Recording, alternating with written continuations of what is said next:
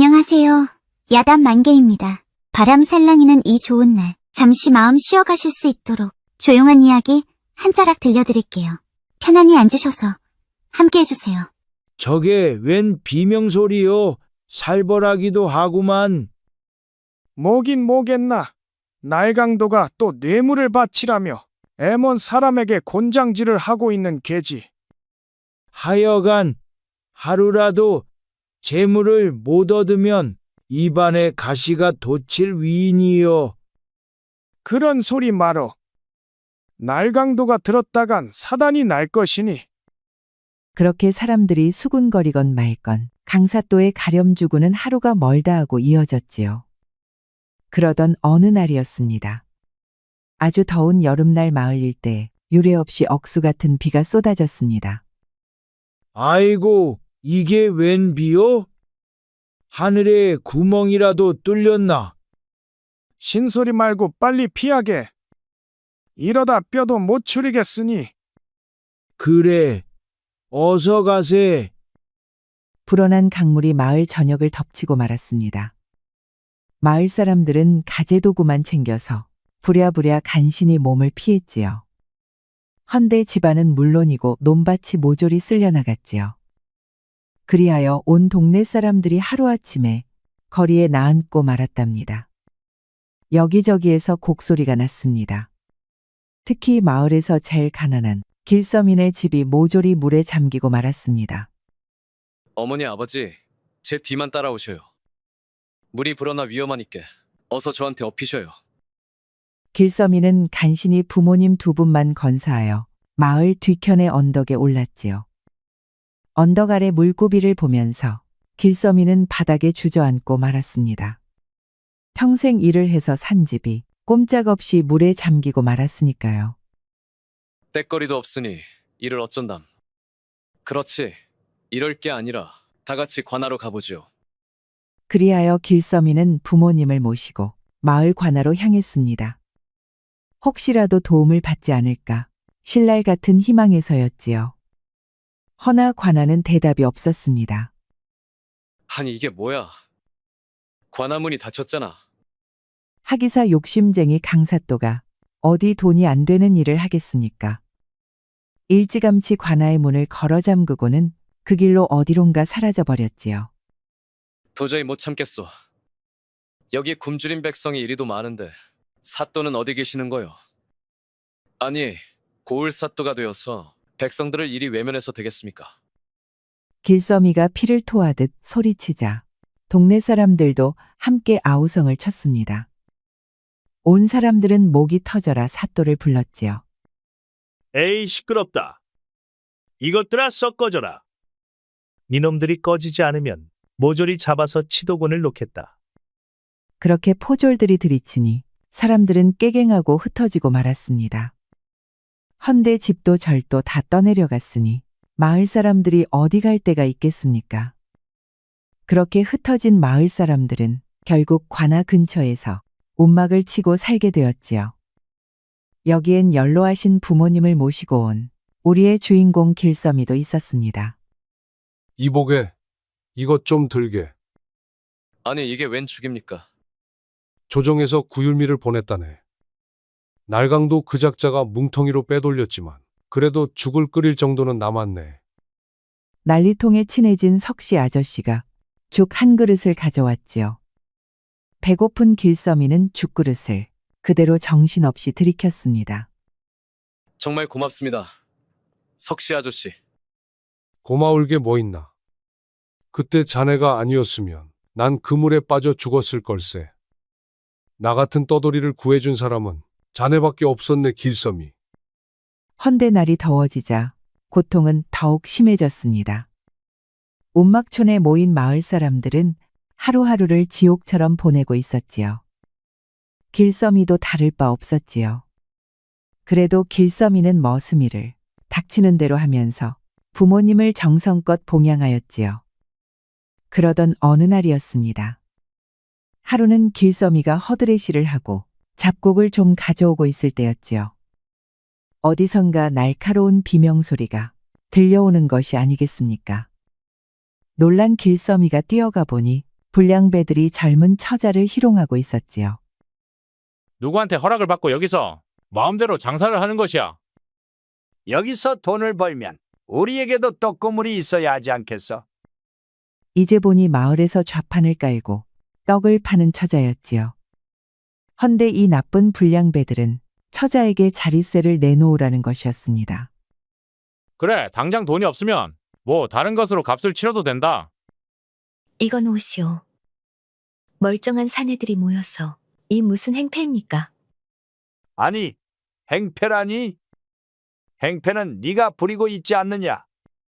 불량배들은 처자를 둘러싸고는 끌고 가려고 하는 것이었습니다. 보다 못한 길서미가 꾀를 내었지요. 저기 포졸들이 온다. 모두 튀어라. 포졸이라는 말에 불량배들은 거미새끼 흩어지듯이 달아났습니다. 힘이 빠졌는지 처자는 그대로 털썩 주저앉고 말았지요. 길서미가 얼른 달려가서 부축하였지요. 뉘신지는 모르나 감사합니다. 에이, 내가 뭐 한 게 있어. 서로 돕고 사는 게 아니겠소. 그리하여 길서미는 처자를 업고 거처까지 데려다 주었지요. 효심이를 업고 돌아온 길서미는 조심스레 움막 안에 들였지요. 비록 남루한 거처였으나 효심이를 간호하는 그 손길에는 정성이 깃들어 있었습니다. 많이 놀라셨죠?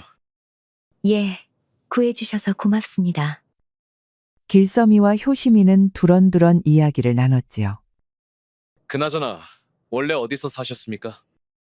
성의 남문 밖에서 작은 주막을 하나 했습니다. 돌아가신 부모님께 물려받은 자리였지요. 허나 물난리에 모조리 떠내려갔습니다. 아이고, 사정이 참으로 딱하구려. 효심이의 눈가에 눈물이 맺히자 길서미는 말문이 막혔습니다. 가슴이 메여서 참아 위로의 말이 나오지 않았지요. 세상 일이란 게 또 모릅니다. 언젠가 주막이 다시 문을 열 날도 오겠지요. 고맙습니다. 길서미는 솥에서 물을 덜어 따끈한 보리차를 따라주었습니다. 효심이는 호호 불며 차를 마셨지요. 고맙습니다. 그리 말씀 마십시오. 내일도 저작거리에 일하러 가는데 혹여 필요한 거 있으시면 말씀만 하십시오. 말씀만으로도 힘이 나는군요. 어째 길서미는 효심이에게 자꾸만 마음이 끌리고 있었습니다. 그 뒤로 길서미는 일하고 돌아오면 어김없이 효심이를 찾았습니다. 움막을 수리해주기도 하고 무거운 것은 대신 들어주었지요. 하루는 길서미가 남은 죽을 퍼와 효심이네 집으로 향했지요. 오늘은 이게 좀 남았길래 가져왔습니다. 참으로 감사합니다. 에이, 뭐 아닙니다. 나눠 먹어야 진짜 배부르지요. 효심이는 웃으며 그릇을 받아들었고 길서미도 따라서 웃었습니다. 그렇게 두 사람은 차츰 가까워졌습니다. 어느새 둘의 마음속엔 작은 온기가 피어나기 시작했지요. 그렇게 며칠이 지났습니다. 그렇게 조용하던 날들이 어느덧 일주일째에 접어들 무렵이었습니다. 허나 그 사이 단 한 번도 강사또는 모습을 드러내지 않았지요. 마을 사람들은 하루가 멀다 하고 웅성댔습니다. 아니, 사또란 작자가 이 판국에 어디 숨었단 말이오? 참나 이 꼴을 보고도 그냥 모른 척 한다는 거요? 그러던 차에 벼랑간 강사또가 마을 앞에 나타난 것이었습니다. 강사또는 우락부락한 호위들을 잔뜩 이끌고 거들먹거리며 모습을 드러내었지요. 사또다. 드디어 사또가 오셨어. 아이고 사또나리. 제발 도와주십시오. 마을 사람들은 강사또 앞에 무릎을 꿇고 통곡을 하였습니다. 허나 강사또는 엎드린 백성들에겐 눈길 한번 주지 않았습니다. 그저 물에 잠겼던 논밭을 둘러보며 뭔가 이것저것 재보는 눈치였지요. 그리고는 곁에 선선비와 궁시렁궁시렁 뭔가를 주고받았습니다. 저 사람 어디서 많이 본 얼굴인데. 저거 뒷골목에서 양민 등쳐먹는 놈이네. 그 이름이 뭐더라? 한량패 두목인 곽행수라지. 아니, 그런 자랑 사또가 같이 다닌단 말이오? 그러게 참으로 말세로군. 불량배처럼 생긴 자들이 강사또 주위에 우그룩을 모여 있었지요. 누군가는 창을 들고 있었고 또 누구는 손도끼를 허리에 찬 모습이었습니다. 사또란 작자가 도적패를 거느리고 다니는 겐가. 그러게나 말입니다. 저걸 사또랍시고 고개를 조아렸으니 글 공부하며 배운 경전이 대체 어디로 들어갔는지 모르겠군 그래. 그렇게 며칠이 또 지났습니다. 긴 장막 끝에 물길은 서서히 빠져나갔습니다. 떠내려갔던 집기들이 진흙 속에서 하나둘 나타났고 흙더미로 변한 논밭이 볼썽 사나운 모습을 드러냈지요. 해가 막 솟아오르자 마을 사람들은 하나둘 낫과 호미를 들고 밖으로 나섰습니다. 물에 떠내려간 것을 주워 모아 다시 논과 밭을 일구려는 몸부림이었지요. 농사는 망쳤지만 감자라도 심자고. 예, 늦었지만 지금이라도 시작해야죠. 그렇지. 손 놓고 있을 수만은 없자는가. 그리하여 모두가 힘을 모아 논으로 밭으로 향하였지요. 허나 그곳엔 예상치 못한 광경이 사람들을 기다리고 있었습니다. 거기 멈춰라. 이 밭은 이제부터 곽행스님 거다. 감자든 콩이든 심으려면 허락을 받거라. 사람들은 도무지 무슨 말인가 싶어 우두커니 서서 눈만 껌뻑였습니다. 불량배들은 입가에 웃음을 띄우며 눈앞에 종이 쪼가리를 들이밀었지요. 여기는 다 곽행스님 땅이다. 잡아라. 논문서다. 반문서도 있지. 관가에서 도장도 찍혔다. 청천벽력 같은 소리였지요. 마을 사람들은 망연자실하고 말았습니다. 아니 이게 무슨 말이오? 조상 대대로 갈고 닦던 땅인데 언제 땅을 판 적도 없는데 이게 무슨 해괴한 문서요?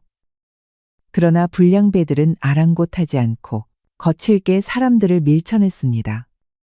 마을 사람들은 어쩔 수 없이 빈손으로 돌아설 수밖에 없었지요. 분이 안 풀린 사람들은 다시금 관하로 몰려갔습니다. 이번엔 문을 닫기 전에 어떻게든 따져보겠다는 결심이었지요. 사또, 이게 무슨 일이랍니까? 우리의 논밭이 죄다 도적패 손에 넘어갔다지 않습니까? 아무리 수해를 당한 백성이라도 이런 날강도 짓은 못 참습니다. 사람들의 원성이 커지자 강사또는 관아의 모습을 드러냈습니다. 조용히들 하거라. 너희가 물난리에 도망가 있을 때 곽행수와 그 부하들이 논밭을 지켰느니라. 그러니 소유권을 넘기는 것이 마땅하다 이 말이다. 말도 안 됩니다. 아니, 곽이득이 무신 행수요? 백성 등쳐먹던 놈이. 그 작자들은 지키긴커녕 술만 처먹고 돌아다녔소이다. 허나 강사또는 오히려 호통을 쳤지요. 시끄럽다. 관가에서 결정한 일이니 괜한 소리 말거라. 논밭 문서엔 관인도 찍혀있다. 허니 이젠 되돌릴 수 없는 일이다. 그 말에 사람들은 그저 멍하니 서 있을 뿐이었습니다. 누군가는 주저앉아 울었고 누군가는 두 손을 하늘로 올리며 외쳤습니다. 이런 사또가 어디 있단 말이오. 이런 세상이 어디 있단 말이오. 관아 앞에 몰려든 사람들은 하나둘 밀려 나왔습니다. 문은 다시 굳게 닫혀 포졸들이 창을 든 채 지키고 섰지요. 그리하여 마을 사람들은 눈물로 젖은 발길을 돌려야 했습니다. 도저히 안 되겠군. 내가 나설 수밖에 없겠구나. 사람들은 가슴을 쥐어뜯으며 울부짖었지요. 자기 논에 소작을 붙이라니. 이게 무슨 세상이냐. 평생 땀 흘려 지은 땅에서 이제는 풍삭을 받는 처지라니. 논밭을 잃은 사람들은 울다 지쳐 눈을 붙였지요. 그날 밤 길섬이가 자고 있던 움막문을 조심스레 여는 이가 있었지요. 다름 아닌 석씨 아저씨였습니다. 길섬이 자네, 일어나 보게. 어이쿠, 석씨 아저씨. 무슨 일이십니까, 이 밤중에? 쉿, 조용히 하게. 석씨는 주위를 살피고는 품속 깊이 손을 넣어 무언가를 꺼냈습니다. 그것은 다름 아닌 마패였지요. 이게 어사마패입니까? 내 정체를 이제야 밝히네. 나는 조정에서 내려온 어사라네. 원래는 강사또의 비리를 조사하던 중이었지. 길섬이의 눈이 왕방울만해졌지요.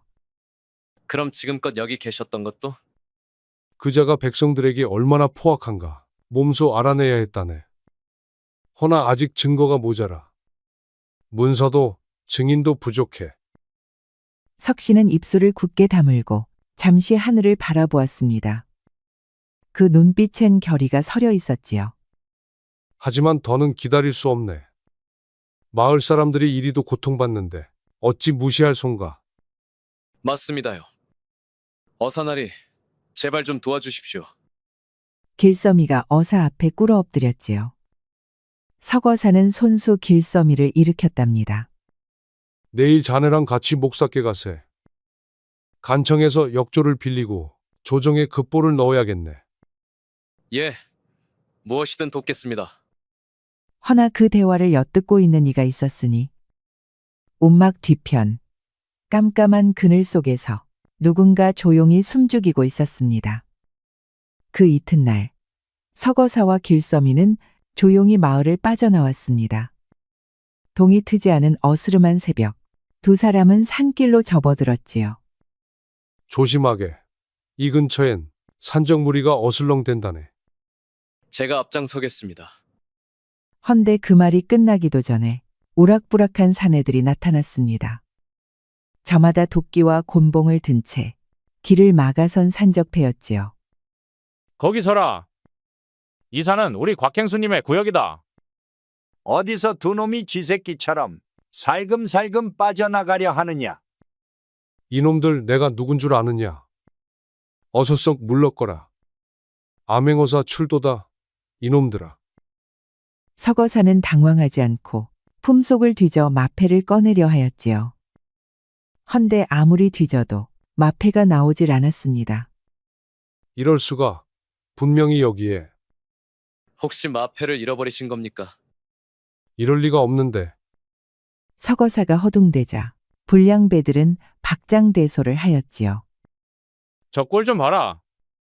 마패도 없으면서 어사라고? 이제 봤더니 허울 좋은 가짜로고. 얘들아, 저 가짜 어사에게 맛 좀 보여주도록 하자. 불량배들은 기다렸다는 듯이 덤벼들었지요. 두 사람은 맞서려 했으나 역부족이었지요. 결국 복날 개맞듯 얻어터진 끝에 길섬이는 그 자리서 정신을 잃고 말았습니다. 야, 이놈은 그냥 내버려둬라. 저 늙은 놈은 잡아다가 우리 행수님께 데려가자.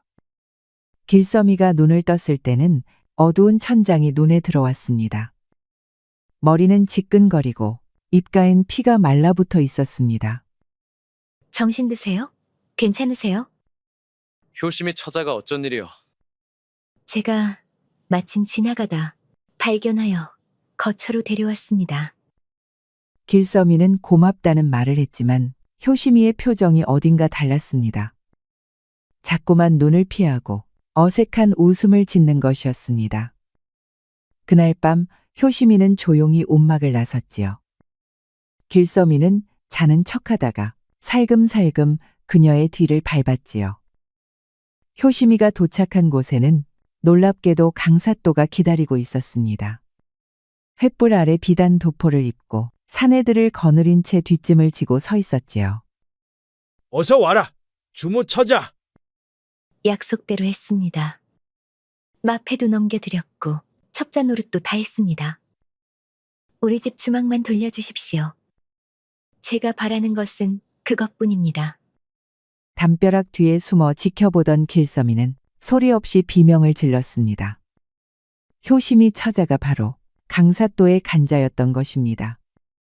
그간 마을 사람들을 정탐하고 서거사의 마패까지 훔쳐낸 것이 바로 효심이 처자였지요. 길서미는 배신감에 치를 떨었답니다. 그때였습니다. 순진하기 짝이 없구나. 그런 약조를 믿었단 말이냐. 너 같은 것은 살아있으면 귀찮다 이 말이지. 그 말과 함께 불량배들이 칼을 빼드는 것이었지요. 광경을 지켜보던 길서미는 주먹을 꽉 쥐었습니다. 배신감에 몸을 떨었지만 일단 효심이를 구해야 했습니다. 길서미는 근처에 있던 횃불을 들고 불량배들 앞에 던져버렸습니다. 횃불이 바닥에 떨어지며 불똥이 번쩍 튀었지요. 사람 살려라. 여기 불이 났다. 갑자기 뭔 소란이냐? 마을놈들이 몰려온 게냐? 길서미가 소란을 피우자 불량배들은 화들짝 놀라고 말았습니다. 사또나리, 어서 도망가십시다. 불길이 번지면 큰일입니다요. 못난 것들. 나 먼저 도망칠 테니 니들은 뒤따라오거라. 강사또는 황급히 자리를 떴습니다. 그 틈을 타 길서미는 효심이를 업고 달아날 수 있었지요. 길서미는 기진맥진한 효심이를 업고 마을 거처로 돌아왔습니다. 신나게 얻어맞은 효심이는 여기저기 피멍이 들었지요. 누우시오. 상처를 돌봐드리리다. 안 됩니다. 손대지 마십시오. 처자? 왜 그러시오? 효심이는 얼굴을 돌리며 눈물을 꾹 참았습니다. 저 같은 년은 그냥 상처가 도져서 죽는 게 옳습니다. 마을 사람들을 죄다 배신하고 어사나리의 마패까지 훔쳐낸 저는 살 가치가 없습니다. 효심이의 눈에서 참았던 눈물이 주르륵 하고 흘러내렸지요. 그깟 주먹 하나 되찾으려고 사람으로서 할 짓이 아니었지요. 차라리 이 자리에서 절 죽여주십시오. 길서미는 말없이 고개를 숙였습니다. 그러나 눈동자는 흔들리지 않았지요. 그는 조용히 단호하게 말했습니다. 안 됩니다. 나는 그런 짓 못합니다. 정말로 후회한다면 살아서 갚으셔야지요. 살아서 말입니까? 서거사 어르신을 구하고 사람들을 도탄해서 구해야지요. 그것이 우리가 해야 할 일이외다. 효심이는 두 손으로 얼굴을 가렸습니다. 그리고는 작은 어깨를 떨며 서럽게 울기 시작했지요. 길서미는 효심이를 따뜻하게 안아주었습니다. 효심이는 밤새 울면서 뼈저리게 반성을 하였지요. 길서미님, 저 같은 것을 어찌 이리도 따뜻하게 대해주시옵니까? 처자 마음속에 선한 마음이 남아있다는 거 나는 압니다. 두 사람은 부둥켜안은 채 한동안 말이 없었답니다. 둘의 눈이 조심스럽게 마주하였지요. 마침내 두 사람은 살며시 입을 맞추었답니다. 며칠 후 밤이었습니다. 달도 뜨지 않은 금은밤이었지요. 서거사를 구출할 때가 된 것이었습니다. 서거사께서는 관아 감옥에 계세요. 알겠소. 나한테 맡기시오. 몸 조심하셔요. 길서미는 관아 안으로 숨어들었습니다. 한밤중이었지만 긴장은 여전했지요. 감옥 안에는 쇠사슬에 묶인 서거사가 힘없이 앉아 있었습니다. 어르신, 제가 왔습니다. 길섬이 자네가 어찌? 말은 나중에 하시지요. 어서 빠져나갑시다. 길서미는 서거사의 쇠사슬을 풀고 부축하여 조심스레 감옥을 빠져나왔습니다. 대문을 막 나서려던 순간 갑자기 횃불이 번쩍 비추었습니다. 거기 누구냐? 탈옥이다. 잡아라. 결국 길서미와 서거사는 포졸들에게 붙잡히고 말았습니다. 강사또는 이를 갈며 웃었지요. 아니 이게 누구야? 감히 내 감옥을 털다니. 이번에야말로 끝장을 보여주마. 여봐라. 저놈들을 끌고 가거라. 그리하여 사흘 뒤 마을 한복판에 마련된 형장에는 수많은 백성들이 몰려들었습니다. 그 가운데 서거사와 길서미는 형틀에 묶인 채로 무릎 꿇고 있었지요. 망난이 어디 있느냐? 어서 저놈들 목을 베어버릴 준비를 하거라. 망나니는 칼을 들고 덩실덩실 춤을 추며 두 사람 앞으로 다가왔습니다. 백성들은 눈을 질끈 감았고 강사또는 의기양양하게 웃고 있었지요. 너희들이 바로 백성의 재앙이다.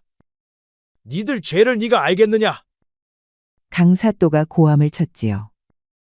허나 길서미는 지지 않고 맞섰습니다. 사또, 눈이 있으면 보고 귀가 있으면 들으시오. 수해가 난 백성을 돌보지 않고 오히려 그 땅을 빼앗으려는 당신 같은 수령이 바로 재앙이요. 길서미의 말은 청산유수였습니다. 대꾸도 못한 강사또는 얼굴이 불그락 푸르락 하였지요.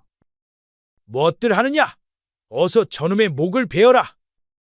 그때였습니다. 형장 안으로 한 여인이 숨을 몰아쉬며 뛰어들어왔습니다. 바로 효심이었습니다. 길서미님, 효심이는 전력을 다해 무언가를 던졌습니다. 길서미가 번개같이 그것을 받아들었습니다. 마패가 여기 있다. 뭐라고? 길서미는 망나니가 달려드는 순간 날렵하게 발로 차 쓰러뜨렸습니다. 그리고 묶여있는 서거사를 풀어주었지요. 어사나리, 마패를 받으십시오. 드디어 때가 왔군. 어사는 크게 심호흡을 하였지요. 그리고는 벼락같이 고함을 쳤답니다. 암행어사 출동이라. 그 한마디의 형장은 숨이 멎은 듯 조용해졌지요. 포졸들은 무기를 죄다 떨어뜨렸습니다. 강사또는 그 자리에서 풀썩 주저앉았습니다. 이게 무슨 일이냐? 암행어 사라니. 강행수와 불량배들도 도망치기 시작했습니다. 그때였지요. 분노한 마을 사람들이 몰려온 것이 아니겠습니까? 저놈이다. 내 딸내미 떡 좌판 무슨 놈? 저놈이 우리 곡식 훔쳐갔다. 어서 잡아라. 분노한 마을 사람들은 불량배들을 모조리 붙잡았습니다. 그 속엔 벌벌 떠는 곽행수도 있었지요. 사람들 괴롭힐 때는 재미가 좋더냐? 맞아라 이놈아. 한 대 더 맞아라. 주먹과 발길질이 날아들었지요. 곽행수는 처량한 비명을 질렀습니다. 서거사가 마패를 높이 들고 명을 내렸습니다. 탐관오리들은 죄다 무릎을 꿇고 얼굴을 땅에 밟고 있었습니다. 강사또만은 끝까지 입을 닫지 않았지요. 그깟 백성들 말만 듣고 날 죄인 취급하다니? 증거가 어딨단 말이오? 나는 결백하외다. 백성들이 야유를 퍼부었습니다. 날강도 이후안무치한 작자야. 당신 때문에 우리 논밭이 다 날아갔다. 어사님, 저놈은 말만 번드르르한 천하의 악당입니다요. 허나 서거사는 고개를 떨군 채 한참을 생각에 잠겼습니다.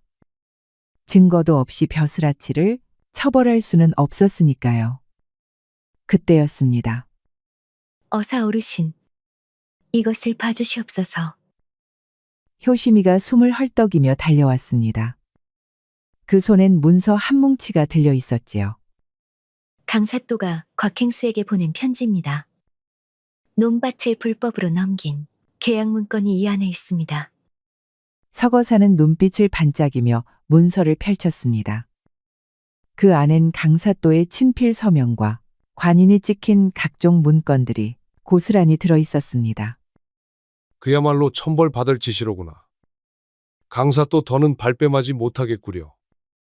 천하의 악당 강사또도 별 수 없었지요. 강사또는 얼굴이 하얗게 질려서 주저앉고 말았습니다. 살려주십시오. 그동안 모은 재물을 몽땅 바치겠나이다. 입 다무시오.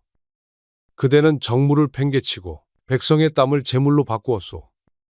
심지어 조정에서 파견한 어사를 공격한 천인 공노할 죄인이오. 서거사의 판결은 추상 같았습니다. 강사또 그대는 봉고파직이요. 포졸들이 강사또를 끌고 나갔습니다. 관아 앞에 모인 백성들은 일제히 환호성을 질렀지요. 강사또 밑에서 날뛰던 불량배들도 모조리 추포되었습니다. 이들 또한 백성들을 수탈한 죄로 큰 벌을 받았지요. 그리하여 마을을 생지옥으로 만든 강사또의 행보는 막을 내렸습니다. 마을엔 다시 평화가 찾아왔고 백성들의 얼굴에도 웃음이 피어났습니다. 어느덧 단풍이 물드는 가을이 왔지요. 길서미와 효시미는 마침내 혼례를 올렸습니다. 주례는 다름 아닌 서거사였지요. 어흠, 두 사람은 이제 서로를 의지하며 살아가시오. 혼례 후 두 사람은 작은 주막을 열었습니다. 처음엔 꽤 힘들었지만 부모님을 봉양하며 정성껏 살아갔습니다. 주막엔 사람들의 웃음소리와 맛있는 음식 냄새가 퍼졌지요. 한편 마을에는 복이 또 하나 찾아왔습니다. 수해로 흙이 비옥하게 된 덕분일까요? 그해 농사는 그야말로 대풍년이었습니다.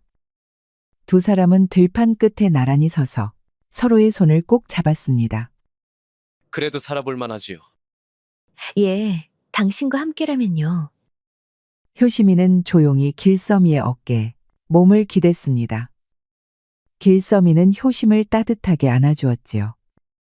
그렇게 두 사람은 함께 행복하게 살았다고 합니다. 우리 영상을 시청하신 모든 분들께 행복이 가득하길 기원하겠습니다.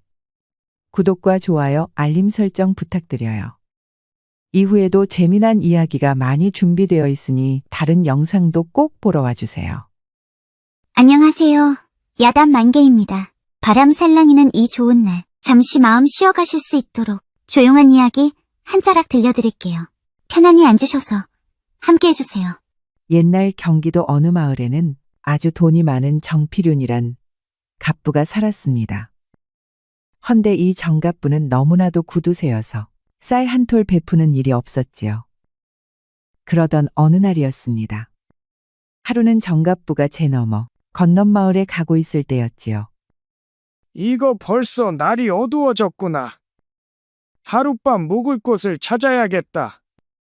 한참 동안 산길을 돌아다니다가 간신히 폐허가 된 절을 찾았었지요. 잠자리에 들였는데 어째 바깥에서 두런두런 말소리가 들려오는 것이었습니다. 그거 먹어서 되겠나? 이것도 먹게. 고맙네. 자네도 먹게. 웬 사내들이 절간 한켠에서 술상을 차려놓고 앉아 있었습니다. 헌데 어째 좀 으시시했지요. 참으로 괴이 쪘구나. 불도 켜지 않고 술자리를 갔다니 이 무슨 기행이란 말인가. 가만히 살펴보니 술상에는 빈 접시와 빈 그릇뿐이 아니겠습니까? 그런데도 둘은 신나게 먹고 마시고 있었지요. 정갑부는 모골이 송연해졌습니다. 하여 정갑부는 조용히 두 사내를 지켜왔답니다. 이번에 이 동네에 아이가 태어났네. 참으로 복이 많은 아이일세. 잘 알지. 놀기만 해도 하루에 쌀이 10가마니는 쌓일 것이야. 이 아이와 맺어지는 집도 많은 복을 누릴 것이네. 그래, 가난하지만 인심이 넉넉하고 사람뿐 아니라 귀신에게도 너그럽지 않은가. 그렇지. 그러니 우리 같은 엽기들도 알아서 피해가는 거라네. 그러던 둘은 이번에는 다른 집안 이야기를 꺼냈습니다. 죄를 넘어 부잣집에도 이번에 아이가 태어났다네. 그 구두쇠 집안 말인가. 참으로 고약한 집이야. 베푸는 마음이 약했을 때도 없지. 이럴 게 아니라 우리가 그 집을 망하게 하는 것이 어떤가? 그거 참 좋은 생각이네. 우리가 거덜을 내놓으세나. 그렇지. 거덜을 내놓으세. 정갑부는 모골이 송연해졌습니다. 이것들은 걸기가 틀림없구나. 들러붙으면 어떤 집구석이든 망하고 만다는 액신들이 아닌가. 헌데 말입니다. 이들이 노리는 집이 어째 자기 집인 것 같았지요. 인색하고 욕심 많은 집구석이라면 꼼짝없이 우리 집이 아닌가. 소름이 쫙 끼친 정갑부는 그날 밤을 뜬 눈으로 지새고 말았습니다.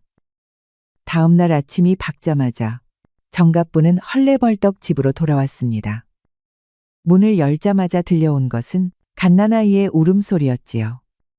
어젯밤 정갑부의 아내가 예쁜 딸을 낳은 것이었습니다. 그래, 정말로 어여쁜 아이로구나. 부인, 수고했소. 정갑부는 멍하니 서서 아기를 내려다보았지요. 허나 그 얼굴에선 웃음 한 점 찾아볼 수 없었습니다. 어젯밤 걸귀들이 말한 집이 정말 우리 집이었구나. 그날 밤 정갑부는 방 안을 서성이며 중얼거렸습니다. 안 돼. 우리 집안이 거덜나게 둘 수는 없지. 무슨 수를 써서라도 걸귀놈들의 저주를 피해야 해. 결국 정갑부는 새벽이 채밝기도 전에 말을 타고 제를 넘었지요. 정갑부는 건넌마을로 향했습니다. 어젯밤 아이를 낳은 집이 어디요? 손씨 댁이라오. 어제 아들 하나 낳았지. 살림살이는 가난한 집이지만 부부가 정이 많고 착한 집이오. 틀림없다. 귀신들이 말한 아이가 바로 저 집 아들이야. 정갑부가 뛰어가니 작은 초가집에서 말소리가 들렸답니다. 아이는 어머니 품에 안겨 울지도 않고 젖을 먹고 있었습니다. 저 아이의 복을 어떻게 가져온다? 그래, 저 아이를 우리 딸과 혼인을 시켜야겠구나. 헌데 어떻게 해야 순순히 혼인 허락을 받아낼까? 손시내를 멀찍이 바라보며 정갑부는 머리를 굴렸습니다. 그러다가 무릎을 탁 쳤지요. 옳거니 확실한 방법이 하나 있지. 정갑부는 그 길로 왈패들을 풀어 건넌마을의 빈문서를 사들였습니다. 이 돈을 가져다가 건넌마을 빈문서를 몽땅 사오거라. 갑자기 왜 그러십니까? 보리대라도 시작하셨습니까요? 예끼 이 사람아. 사오라면 빨리 사오기나 하거라. 정갑부는 건넌마을의 빈문서를 한 장, 두 장씩 사들였습니다. 마을 전체의 빚이 죄다 정갑부의 손에 들어오게 된 것이었지요. 이로써 건넌마을은 내 손아귀에 있는 것이로다. 이후 정갑부는 왈패들을 불러들여 다시 한번 건넌마을로 보냈습니다. 왈패들은 빚독촉을 가장하여 마을 곳곳을 쑥대밭으로 만들었지요. 당장 갚지 않으면 집을 몽땅 털어가겠소! 평화롭던 마을은 순식간에 아수라장이 되고 말았습니다. 마을 사람들은 눈물바다가 되었지요. 그렇게 한 달이 흐르고 정갑부는 다시 마을을 찾았습니다. 그 길로 곧장 손신의 집을 향했지요. 여봐라, 손서방은 있느냐? 정갑부께서 여긴 어쩐 일이십니까? 손씨는 정갑부의 부름에 따라 집 앞에 나와 있었습니다. 자네도 알다시피 요새 마을이 빚더미에 앉았지 않은가? 내게 그 해결책이 있어서 왔다네. 그러자 마음씨 착한 손씨는 정갑부의 말에 눈이 번쩍 뜨였답니다. 말씀만 하시지요, 갑부나리. 제가 어떻게 해야 하겠습니까? 자네 아들이 잘 크고 있다 들었네. 그러니 말인데 그 아이를 우리 집 대릴 사위로 들이면 어떻겠나? 대신 마을의 모든 빚은 앞으로 20년간 말미를 주겠네. 자네만 약조하면 마을이 죄다 구제되는 셈이라네. 손씨는 고개를 떨구었습니다. 착한 이웃들이 고통받는 것을 견딜 수 없었지요. 그날 밤 손씨는 아내와 마주 앉아 말없이 초를 태우고 있었습니다. 당신 도대체 어찌시려고요? 우리가 고개를 저으면 마을은 더 망가질 것이오. 평생을 살아온 마을을 망가뜨릴 수야 없지요. 알겠어요. 서방님 뜻대로 하셔요. 정말 미안하오, 부인. 우리 아들 손돌이에게 미안하지요. 두 부부는 고개를 떨구었습니다. 허나 마을을 구하기 위해선 이 방법밖에 없었지요. 그리하여 손씨는 다음 날 정갑부를 다시 찾아갔습니다. 알겠습니다. 댁과 인연을 맺겠습니다. 허나 한 가지 조건이 있소이다. 아이가 장성할 때까지는 저희 손으로 키우고 싶소. 17이 되는 해 직접 보내겠습니다. 좋네. 그 정도야 들어주지. 이제야 사돈이 되었군. 참으로 경사로다. 그리하여 손씨네 아들은 정갑부의 대릴 사위가 되기로 하였답니다. 손씨의 아들 손돌이는 어느덧 17이 되었습니다. 손돌이는 어질고 성실해서 동네에서도 칭찬이 자자했지요. 손돌아, 이제 너도 장부가 되었다. 약조한 대로 정갑부댁으로 가야 할 때다. 예, 아버지. 마을을 위해 가는 길이니 제게 주어진 도리라 생각하겠습니다. 손돌이는 부모님께 큰 절을 올리고 정갑부댁으로 향하였습니다. 정갑부는 뛸 듯이 기뻐했지요. 잘 왔다, 손돌아. 네가 바로 그 복 많은 아이구나.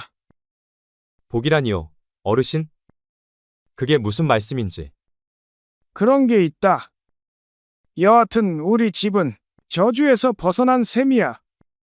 헌데 정갑부는 그 성품이 여전하였지요.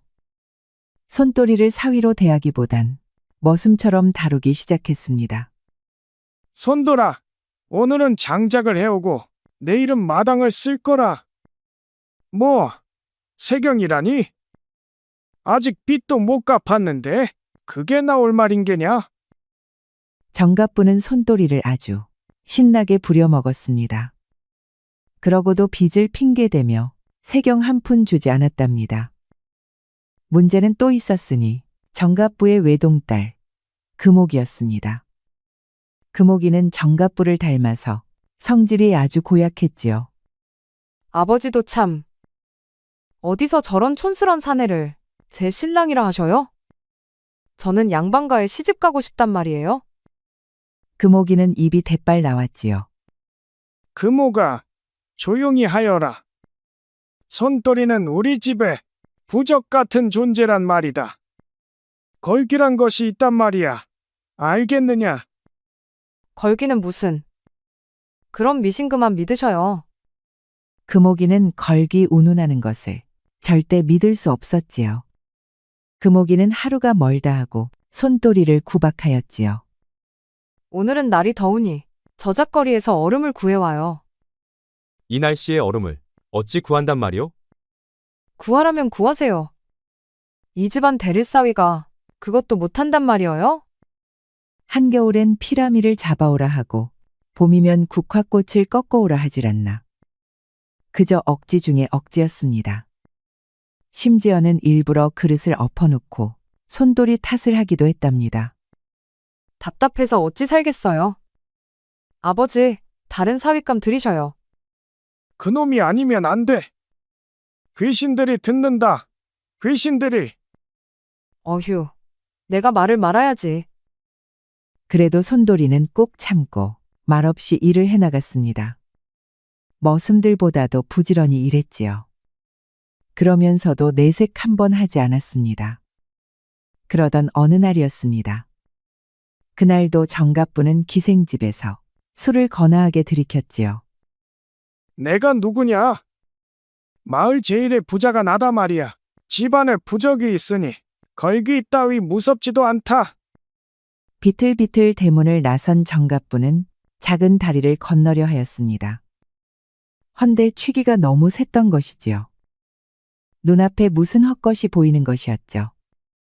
누구냐? 아니 니들은 설마. 너무 놀란 정갑부는 그만 발을 헛딛고 말았습니다. 그리하여 다리에서 떨어지고 말았습니다. 정갑부는 크게 다치고 말았지요.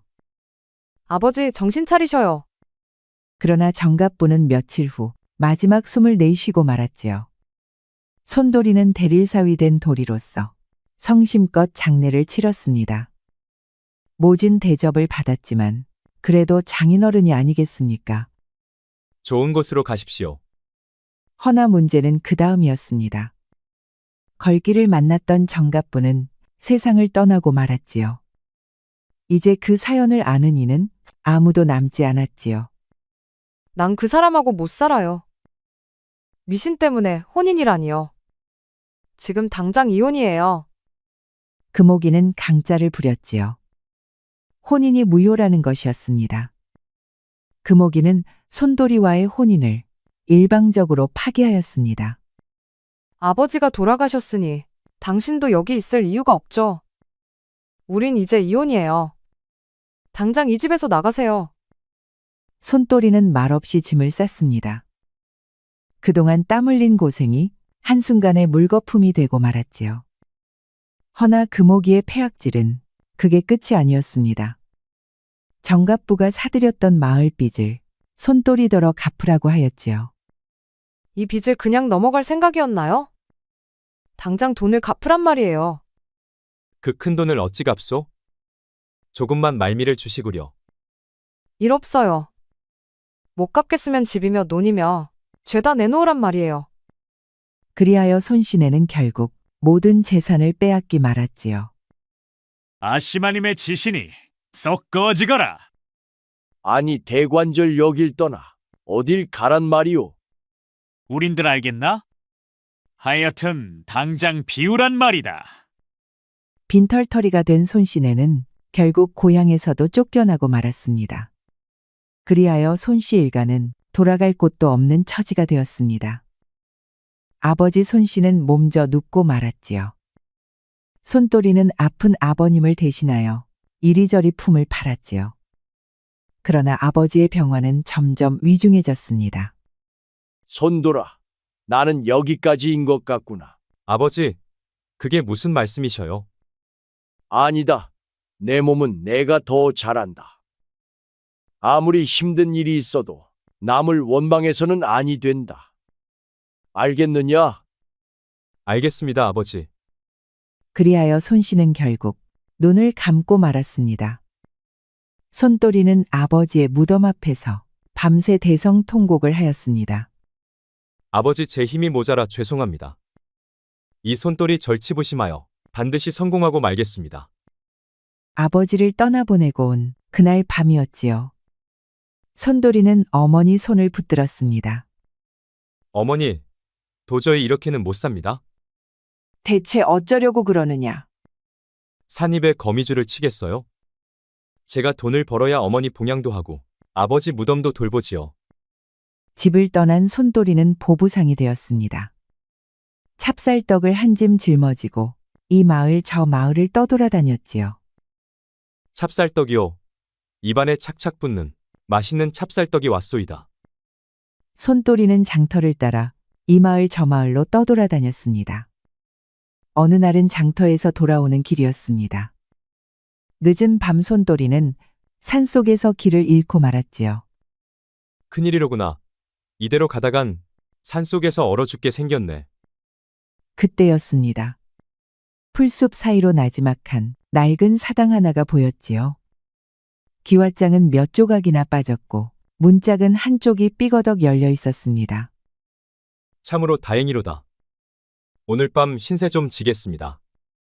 손돌이는 조용히 목례를 하고는 사당 안으로 들어갔습니다. 사당 안은 스산하고 차가웠지요. 문득 제단을 보니 장군상 앞엔 차려진 것이 없었습니다. 이런 곡물 하나 없는 것이 참으로 썰렁하고 헛헛하구나. 손돌이는 잠시 고민하더니 팔다 남은 떡을 꺼내어 조심스레 재상 위에 올렸습니다. 장군님, 달콤한 떡을 바칩니다. 오늘 밤 신세를 지겠으니 굽여 살펴주시옵소서. 손돌이는 장군상 앞에 웅크려 잠이 들답니다. 그날 밤이었습니다. 손돌이가 잠에 들고 얼마 지나지 않았을 때였지요. 사당 안이 갑자기 쾅 하더니 무섭게 흔들리기 시작했습니다. 사당 기왓장이 우수수 떨어지고 문짝은 덜컥덜컥 울었습니다. 아니, 이게 무슨 일이란 말인가?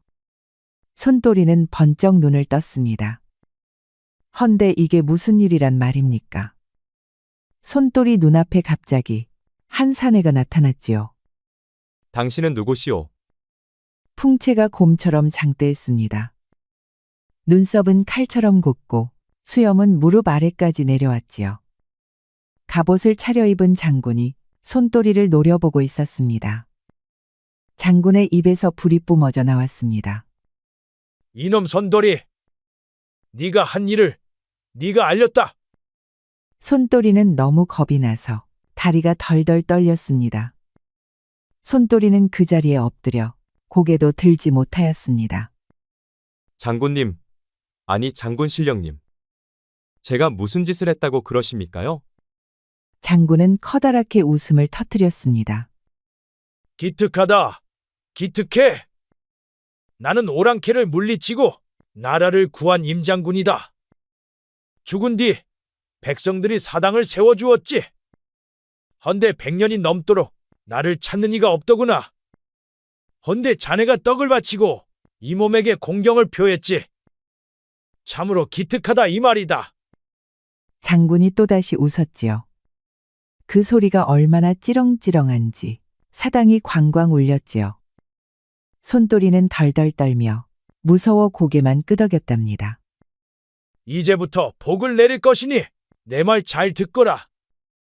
네, 공손히 듣겠습니다요. 너는 지금 당장 남쪽으로 가거라. 가서 말린 전복을 구하여라. 예? 전복이요. 대관절 그걸 왜? 알겠지, 말린 전복이다. 절대로 잊지 마라. 그 말을 끝으로 장군은 호련히 사라지고 말았습니다. 정신을 차리니 아침이었지요. 손도리는 벌떡 일어났습니다. 사당 밖에선 산새가 짹짹 울고 있었습니다. 바람 한 점 없는 쾌청한 날씨였지요. 꿈이 어쩜 이리 생생한가. 손도리는 제단 위를 바라보았지요. 어젯밤 올려둔 떡이 감쪽같이 사라져 있었습니다. 장군님, 전복이든 뭐든 한번 믿어보겠습니다. 그리하여 손도리는 그날로 남쪽으로 발길을 향하였습니다. 말린 전복이요. 한 술에 가득 주시구려. 아니, 이보시오 청년. 전복 한 수레면 수십 냥인데 그걸 어찌? 괜찮습니다. 전 재산을 다 털었으니 날 믿고 다 주십시오. 손도리는 가진 돈을 탈탈 털어 전복 한 수레를 가득 채웠습니다. 그렇게 말린 전복을 사들이니 손도리에겐 딸랑 2쪽만 남았지요. 그날 밤이었습니다. 손도리는 수레 옆에 멍석을 깔고 누웠지요. 바닷바람을 입을 삼아 눈을 붙이고 있을 때였습니다. 잘했구나, 손돌아. 임장군이 다시 나타났지요. 이제부터 마지막 시험이다. 수레를 몰아 한양으로 가거라. 거기서 복의 문이 열릴 것이다. 알겠습니다요. 한양에서 전복을 팔겠습니다요. 갑자기 임장군의 눈이 불덩이처럼 활활 타올랐습니다. 명심하거라. 무슨 일이 있어도 거꾸로 입은 자에게 팔거라. 옷을 거꾸로 입다니요? 그게 도대체? 알겠지? 거꾸로 입은 자다. 장군은 다시 한번 사라졌습니다. 손도리가 주위를 둘러보았지만 아무도 없었지요. 손도리는 곧장 수레를 끌고 한양으로 향하였습니다. 전복 수레를 장터 한복판에 세우니 상인들이 몰려들기 시작했지요. 오, 전복이라니. 나한테 파시게 2배, 아니 3배를 쳐주겠네. 얼른 값을 말하게. 늦으면 다른 이한테 넘긴다네. 손도리는 그 모든 유혹을 물리치며 꼼짝도 하지 않았습니다. 죄송합니다. 지금은 팔 수 없습니다. 안 팔 거면 왜 들고 나온 것이오? 젊은 놈이 감히 장터 질서를 어지럽히는가? 상인들은 투덜거리며 돌아갔지요. 어느새 해가 기울고 있었습니다. 그때였습니다. 저 멀리서 한 처녀가 불이 나게 달려오는 것이었지요. 그 얼굴은 하얗고 고와서 마치 선녀 같았답니다. 헌데 어째 어딘가 근심이 깃들어 있었습니다. 혹시 전복을 파시나요? 네. 그런데 왜 그러시는지요? 제발 팔아주세요. 사정이 있어 꼭 필요합니다. 사람 살린다고 생각하시고 제발 좀 부탁드립니다. 처녀의 눈에는 눈물이 그렁그렁했답니다. 손또리는 처녀의 차림새를 살펴보았습니다. 그러고는 눈을 번쩍 떴지요. 아, 글쎄, 이 처녀는 치마를 거꾸로 입고 있었답니다. 알겠습니다. 전복을 팔도록 하지요. 고맙습니다. 이 은혜는 절대로 잊지 않겠습니다. 처녀는 연신 고개를 숙였습니다. 아주 눈물까지 흘리며 고마워했지요. 그리하여 손돌이는 다음날 아침 처녀가 알려준 주소를 따라 수레를 끌고 나섰습니다. 손돌이는 골목을 돌다가 눈을 크게 떴습니다. 그곳엔 평생 보지도 듣지도 못한 으리으리한 기와집이 버티고 있었지요. 그때 문이 빼꼼히 열리더니 처녀가 모습을 드러냈습니다. 오셨군요. 어서 들어오시지요. 손돌이는 처녀가 이끄는 대로 안으로 들어갔습니다. 이쪽입니다. 수레는 여기 창고에 두셔요. 전복을 창고에 쌓아두고 나오니 처녀가 다과상을 차려놓았지요. 어제는 제가 신뢰가 많았습니다. 어찌나 경황이 없는지 옷차림을 살펴볼 사이도 없었답니다. 연화은 얼굴이 빨개져 있었지요. 대체 무슨 일인지 제가 연유를 여쭈어도 되겠습니까? 연화은 조심스럽게 입을 열었습니다. 제 아버지는 조정의 벼슬아치로 천국 사신을 접대하고 계십니다. 헌데 이번 사신이 어찌나 까다로운 요구를 하는지요. 이 사신은 귀한 건전복을 어서 빨리 곡물로 내놓으라며 아주 강짜를 부리고 있었답니다. 하도 때를 쓰는 바람에 조정이 발칵 뒤집혔지 뭐예요. 그런 일이 있었구려. 사방으로 수소문했지만 도무지 건전복을 구할 길이 없었어요. 이대로 가다간 아버지뿐 아니라 이 나라에 큰 화를 입을 참이었답니다. 연화는 전복을 구하러 백방으로 수소문을 다녔지요. 그렇게 너무나도 급한 마음에 치마를 거꾸로 입은 줄도 몰랐지요. 그런데 손돌이님께서 때마침 건전복을 가지고 오셨지 뭐예요? 연화은 보자기 하나를 내밀었습니다. 그 안엔 번쩍이는 금백량이 가지런히 들어 있었지요. 이건 너무 많습니다. 전복값의 10배, 아니 100배라도 모자라지요. 부디 받아주세요. 이것은 제 감사를 담은 것이어요. 아니요. 저는 그저 아버지를 구해주신 대가입니다. 꼭 받아주셔야 해요. 손돌이는 마지못해 그 금을 받아들었습니다.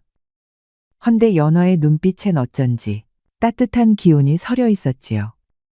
그런데 손돌이님은 어찌하여 장사를 시작하셨나요? 손돌이는 그간의 사연을 이야기하였습니다.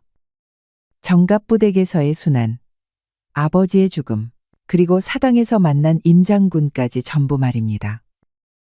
연화은 조용히 귀를 기울였습니다. 조용히 눈물을 훔치기도 하고 어느 대목에선 웃음을 터뜨렸지요. 세상에 그런 일이 있었다니요. 참으로 고초가 많으셨겠어요. 그렇게 두 사람은 이야기를 나누었지요. 덕분에 좋은 인연 나누고 갑니다. 다시 뵐 날까지 건강하십시오. 저도 또 뵐 수 있기를 바라겠어요. 손돌이는 그 길로 대문을 나섰습니다. 헌데 말입니다. 발걸음을 옮기면서도 어째 자꾸만 돌아보고 싶어졌답니다. 저런 낭자가 세상에 또 있을까? 손돌이의 마음속에 연화 씨가 자꾸만 커져가고 있었습니다. 이 은혜를 헛되이 할 수는 없지. 내 기필코 성공하리라. 손돌이는 금백량으로 비단 장사를 시작하였습니다. 그런데 장사가 너무나도 잘 되었지요. 손님들이 앞다퉈 모여들고 옷감마다 날개 돋친 듯이 팔리는 것이었지요. 그렇게 번 돈으로 이번에는 청에서 물건을 들여왔습니다. 비단에다 도자기까지 취급하였지요. 어느덧 손돌이의 재산은 100냥에서 1000냥으로 불어났습니다. 그 손돌이 말이오? 못 다루는 물건이 없고 못 사오는 물건도 없다더이다. 그래서 이젠 갚부지요. 다들 손값부라 부른다오. 그렇게 3년이 흘렀습니다. 손돌이는 이름난 큰 상인이 되었지요. 손돌이는 고생하시던 어머니를 한양으로 모셔왔습니다. 어머니는 손돌이의 성공에 감동하여 뜨거운 눈물을 흘렸지요. 어머니, 앞으로는 마음 편히 지내셔요. 대견하구나, 손돌아. 네 아버지도 자랑스러워 하실 게다. 손돌이는 어느새 한양 제일의 돈 많은 갑부가 되었습니다. 허나 손돌이는 결코 처음을 잊지 않았습니다. 가난한 이를 보면 베풀었고 어려운 이가 있으면 도왔지요. 이 돈은 이 한 몸 편하자고 모은 것이 아닙니다. 옛날에 우리 모자처럼 끼니를 굽는 이들을 위하여 쓰려고 합니다. 잘 생각했다, 아들아. 그리하여 손돌이는 곳간을 열어서 팔도의 가난한 사람을 도왔지요. 이게 다 손갑부가 보낸 것이요. 한양 사는 양반이 우릴 언제 봤다고 이런 은혜를. 참말로 세상에 이런 사람도 있구먼. 그 이야기는 조정의 귀에도 들어갔습니다. 임금 또한 크게 기뻐하시어 곧장 어명을 내렸지요. 이윽고 관리가 손돌이를 찾아왔습니다. 조정의 관리는 덕행을 크게 치하하였지요. 그뿐입니까? 종육품의 명예직 벼슬까지 손돌이에게 내려주었지 뭡니까? 이 미천한 자에게 벼슬을 내려주시다니요. 성은이 망극하옵니다. 그리하여 손돌이는 이제 당당한 양반이 되었답니다. 손돌이는 부귀에 눈이 어두워지지 않았습니다. 그보다는 은혜를 갚기 위해 노력하였지요. 장군님 아니었으면 이 손돌이가 지금껏 살아남지도 못했을 것입니다. 갚아야 할 은혜를 이제야 갚을 수 있게 되었사옵니다. 그리하여 손돌이는 전국에서 석수장이와 목수를 불러 모았습니다. 버려졌던 임장군의 사당은 서서히 제 모습을 되찾기 시작했지요. 이만하면 사당도 제 모습을 찾았지요. 앞으로도 장군님의 덕을 길이길이 알리도록 하겠습니다. 또한 손돌이는 매해 봄이면 향을 피우고 매해 가을이면 재를 올렸습니다. 이 사당이 그렇게 영험하답니다요. 복을 구하러 멀리서도 찾아온다 아더이다. 그리하여 임장군의 사당은 사람들의 발길이 이어지는 명소가 되었답니다. 한편 연화아 씨와의 인연도 조용히 이어졌습니다. 둘은 꽃피는 정원에 나란히 앉아 차를 마시며 안부를 나누었습니다. 때로는 시전을 돌며 함께 물건을 고르기도 하였지요. 손돌이님, 이렇게 바쁘신데 굳이 시간을 내실 필요는 없었어요. 연화 낭자를 보는 일만큼 중요한 일은 없습니다. 어머, 정말인가요? 그 모습을 지켜보던 연화의 아버지, 김대감 역시 마음을 놓았습니다. 처음에는 장사꾼이라 걱정이 앞섰지요. 허나 이제는 조선 제일의 갑부가 되고 벼슬까지 얻었지 뭡니까? 그리하여 김대감은 마음을 둘의 결합을 허락하였답니다. 그리하여 손돌이와 연화는 마침내 혼례를 치르게 되었습니다. 매화가 진 자리마다 복사꽃이 물들 무렵이었지요. 대감댁 사위가 되었답니다요. 글쎄 손갑부가 말이오. 세상에, 저 청년이 저런 큰 인물이 될 줄이야? 가난한 장돌뱅이 청년이 이제는 한양에서도 이름난 사내가 되었습니다. 대감의 사위이자 대상인이 된 것이었습니다. 헌데 손돌이의 마음 한켠엔 걸리는 일이 있었습니다. 정갑부댁은 어찌 지낼까? 금옥이 그 사람도 어디서 어떻게 지내고 있을지. 한때는 인연이 있던 여인이 아니겠습니까? 그래서 사람을 보내어 정갑부댁 소식을 알아보게 하였습니다. 며칠 뒤 보고를 받은 손돌이는 깜짝 놀라고 말았지요. 그 집 형편이 말이 아닙니다요. 금옥이 낭자는 아버지 유산을 마구 써대더니 장사랍시고 큰 돈을 들였다가 완전히 망하고 말았답니다. 지금은 마을에서 쫓겨나 오막살이에서 산다고 하더이다. 세상 일이 참 기막히구먼. 고민하던 손돌이는 마침내 연화에게 사정을 털어놓았습니다. 부인, 이 일을 어찌하면 좋겠소? 사람답게 끝맺으심이 옳겠지요. 한때나마 인연이 있지 않았습니까? 고맙소. 마음의 짐을 덜었소이다. 그리하여 손돌이는 몸소 금오기를 찾아갔습니다. 허름한 옷차림의 여인은 멍하니 하늘만 바라보고 있었지요. 금옥이 그대 맞소? 아니, 혹시 손돌입니까? 금오기는 아무 말도 못하고 입을 틀어막았습니다. 쫓아냈던 손돌이가 이름난 갑부가 되어 자신 앞에 서 있었던 것이지요. 손돌이는 품에서 반문서와 집문서를 한 장씩 꺼냈지요.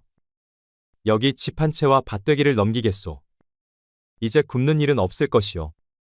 금오기는 손돌이가 내민 것을 떨리는 손으로 받았지요. 이럴 수가. 내가 어쩌다 이리도 바보 같은 짓을? 그리 좋은 사람을 어쩌자고 내쳤을까? 금오기는 무릎을 꿇고 통곡하였습니다. 제가 잘못했습니다. 지금껏 후회하지 않은 적이 없습니다. 제발 다 잊고 다시 시작할 수 없겠습니까? 손돌이는 조용히 고개를 저었습니다. 인연은 여기까지요. 원망은 없으나 돌아갈 수도 없소. 알겠습니다. 이렇게까지 해주신 것도 감지덕지입니다. 제가 참 좋은 사람을 제 스스로 놓치고 말았군요. 금오기는 눈물을 훔치며 고개 숙여 인사를 올렸습니다. 손돌이도 마지막으로 목례를 하였지요. 그리하여 손돌이는 한양으로 돌아왔습니다. 그리고는 연화가 기다리는 집으로 향했습니다. 두 사람은 봄이면 꽃구경을 다녔지요. 여름이면 시원한 정자에서 시를 읊었습니다. 가을이면 단풍숲을 거닐었지요. 그리고 겨울이면 눈밭에서 손을 맞잡았지요. 그렇게 손돌이는 연화과 함께 평생을 다복하게 살았답니다. 우리 영상을 시청하신 모든 분들께 행복이 가득하길 기원하겠습니다. 구독과 좋아요, 알림 설정 부탁드려요. 이후에도 재미난 이야기가 많이 준비되어 있으니 다른 영상도 꼭 보러 와주세요. 안녕하세요. 야단 만개입니다. 바람 살랑이는 이 좋은 날 잠시 마음 쉬어가실 수 있도록 조용한 이야기 한 자락 들려드릴게요. 편안히 앉으셔서 함께 해주세요. 옛날 경기도 안양에는 강씨성의 선비가 살았습니다. 강선비는 얼굴이 수려하고 성품이 호방하여 별명이 강호걸이었지요. 오, 강호걸 왔는가? 자네가 없어서 심심하던 차였네. 강호걸 선비님이 없으니 흥이 안 난단 말이어요.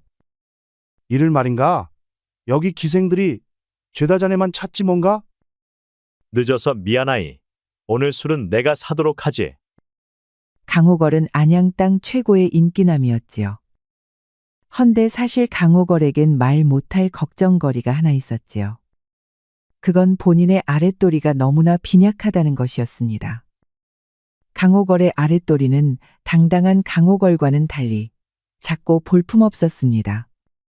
하늘도 무심하시지. 이게 정녕 말이 되느냔 말이야. 나처럼 훤칠한 사내가 아랫도리는 난쟁이 같으니 억울해서 살 수가 없구나. 한탄을 했지만 별 수 없었죠. 혹시라도 남이 볼까 겁이나 측간도 몰래 다녀왔답니다. 하여 가장 친한 벗들 중에서도 강호걸이 얼마나 작은지 아는 이가 없었습니다. 그러나 강호걸 선비의 완벽한 사생활 관리도 결국 무너지는 날이 오고야 말았지요. 호걸 선비님, 제 마음속엔 호걸 선비님뿐이어요. 새치기 하지 마라. 난 기적에 들어온 이후로 호걸 선비님만 사모했어 이거사. 어허, 싸우지들 말거라. 내 팔이 2개인데 니들 둘을 못 안아주겠느냐. 역시 호쾌하셔요. 선비님. 이게 다술이 웬수지요.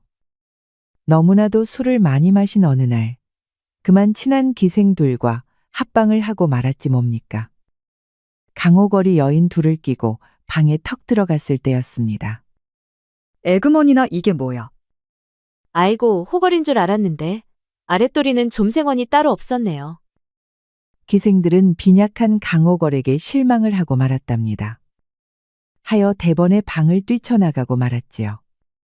기다리거라 얘들아. 갈 때 가더라도 거사는 끝내야 하지 않겠느냐. 강호걸은 후회마급이었지만 이를 어떡하겠습니까? 내가 미쳤지. 쥐뿔도 안 되는 것이 왜 나서서 이를 그르치냔 말이야. 문제는 그뿐만이 아니었습니다. 입이 가벼운 기생들이 동료들에게 미주알 고주알 떠들고 말았지요. 그리하여 강호걸의 아랫도리가 만천하에 알려지고 말았던 것입니다. 저기 강호걸 지나간다. 예끼 이 사람아, 호걸이 아니라 빈약이라 불러야 마땅하지 않겠나? 그러게 말일세. 이제 보니 강빈약이 딱 어울리는구먼. 이전까지는 어디를 가도 환대받았지요. 허나 이제는 다들 어딜 가나 수군거리고 킥킥거리며 웃음을 터뜨렸습니다. 강호걸은 귀를 틀어막고 싶었지만 그렇다고 틀어막을 수도 없는 노릇이었지요. 하여 밤이면 밤마다 술을 퍼마시며 자신의 처지를 한탄하였습니다. 내가 이 꼴로 어찌 사느냐. 내가 이리도 호걸인데 어찌 하체가 이리도 좀스럽단 말이냐. 여인의 품이 그리워도 누가 날 원하겠냔 말이냐. 그리하여 강호걸은 작은 물건을 키우는 방법을 찾기 위해 백방으로 수소문하였습니다. 강호걸은 효험이 있다는 약재라면 돈을 아끼지 않고 사들였지요. 또 용하다는 의원이라면 먼 길을 마다 않고 찾아갔습니다. 선비님 이 뿌리를 다려 드시면 혈이 통하여 단단해진다오. 아니, 이 씨앗을 갈아 드셔야 크고 길어진다오. 허나 백약이 무효였습니다. 마침내 강호걸은 절망하며 방에 틀어박히고 말았지요. 이러다 나는 여인의 손길도 못 느껴보고 죽고 말겠구나. 아, 하늘이시여, 내게 은혜를 베푸소서. 그렇게 절망 속에 지내던 어느 날이었지요. 강호걸은 마지막 희망을 걸고 강릉의 용한 의원을 찾아 나섰습니다. 무려 일에 밤낮을 걸어 의원을 만났지요. 선비님 유감이요. 이미 다 해보셨는데 안 된다면 하늘의 뜻이라 보시오. 알겠소. 내 희망을 버리리다. 그렇게 최후의 희망까지 날아가고만 것이었습니다. 그리하여 강호걸은 무거운 발걸음으로 산길을 걷고 있었습니다. 그런데 그때 앞길에 한 처녀가 쓰러져 있는 것이 아니겠습니까? 이보시오. 정신 차리시오. 제발 물 한 모금만 주시겠어요? 강호걸이 물병을 건네자 정신없이 들이키는 것이었지요. 그리고 나서야 처녀는 천천히 눈을 떴습니다. 덕분에 살았어요. 참으로 감사해요. 선비님.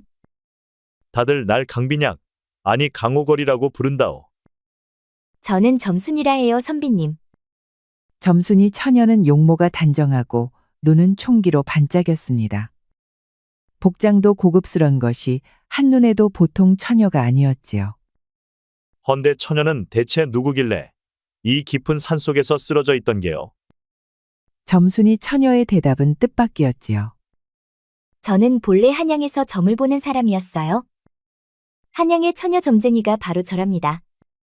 뭐라, 한양을 떠들썩하게 했던 처녀점쟁이가 바로 점순이 그대였단 말이오. 점을 칠 때마다 족족 맞추니 점순이 처녀의 집 앞에는 항상 사람들이 줄을 섰지요. 나중에는 한양의 고관대작들까지 그녀를 찾으러 왔다는 것이었습니다. 집 앞이 매일같이 인산인해를 이루니 하루도 편할 날이 없었지요.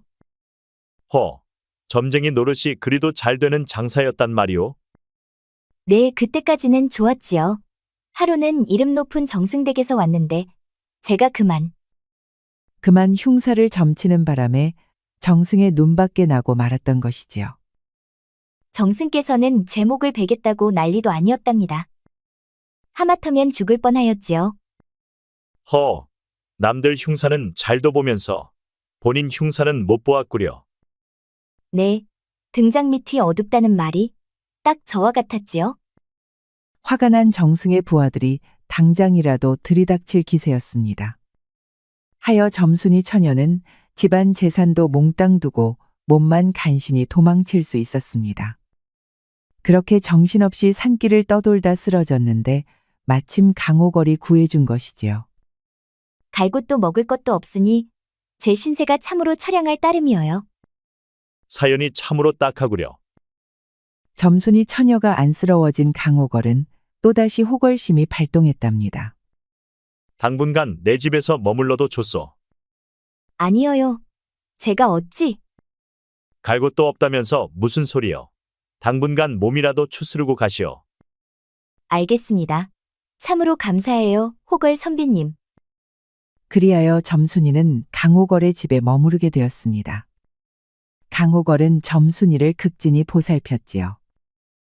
기력을 보충하기 위해 죽을 정성껏 끓여 먹이고 좋은 이부자리가 깔린 방에 자도록 하였답니다. 점순이는 몸이 많이 지쳤던지 식은땀을 흘리며 깊이 잠들었습니다. 참으로 고생이 많았구려. 강호걸은 안쓰러운 마음에 조용히 옆에서 간호를 하였답니다. 헌데 가만히 들여다보니 점순이가 너무나도 아름다운 것이었습니다. 하얀 피부에 곱게 정리된 눈썹, 그리고 한숨 내쉴 때마다 살짝 벌어지는 붉은 입술.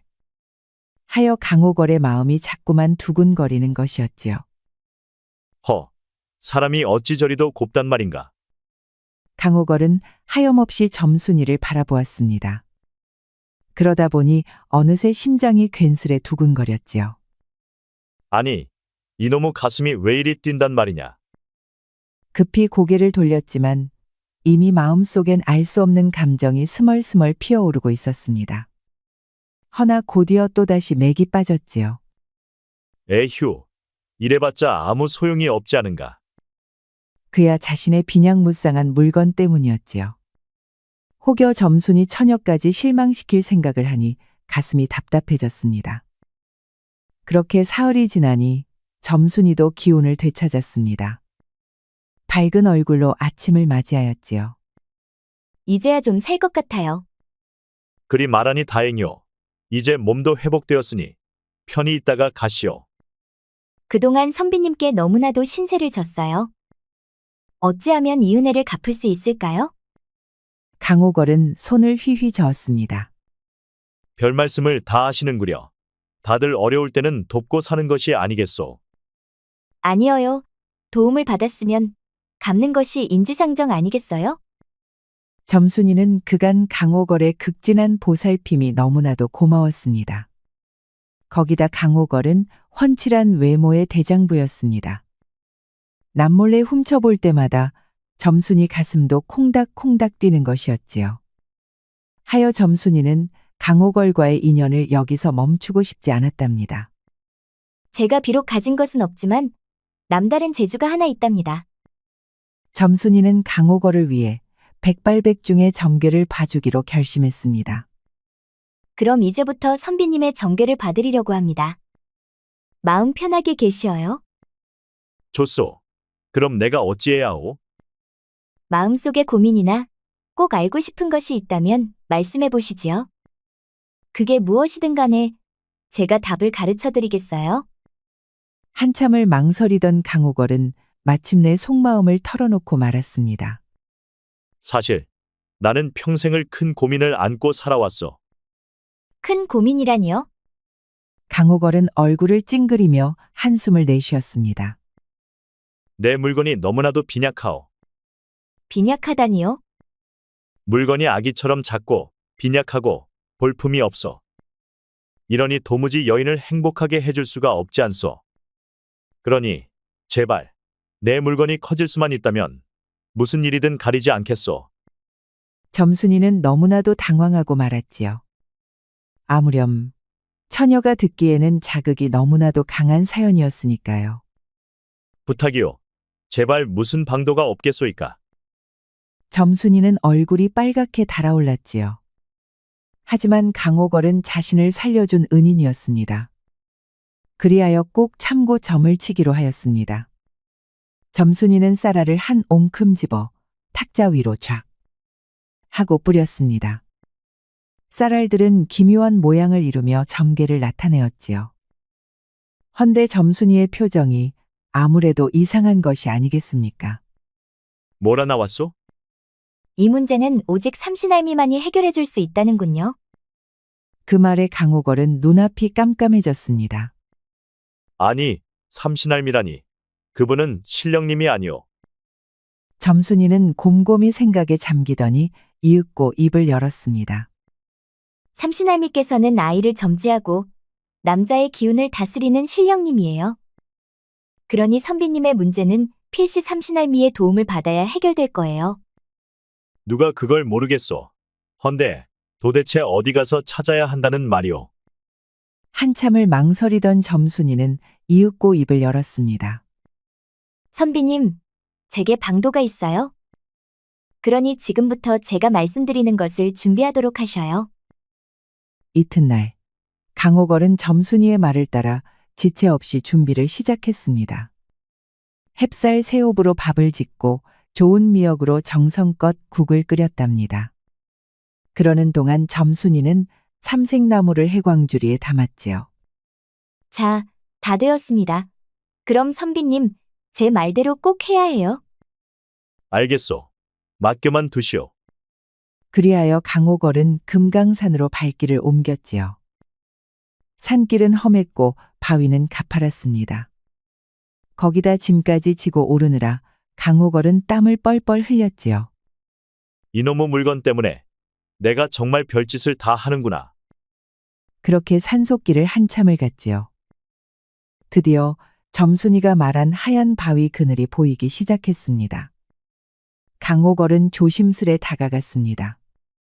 하얀 바위 아래에는 흰옷을 입은 할머니 셋이 앉아 자수를 놓으며 수다를 떨고 있는 것이 아니겠습니까?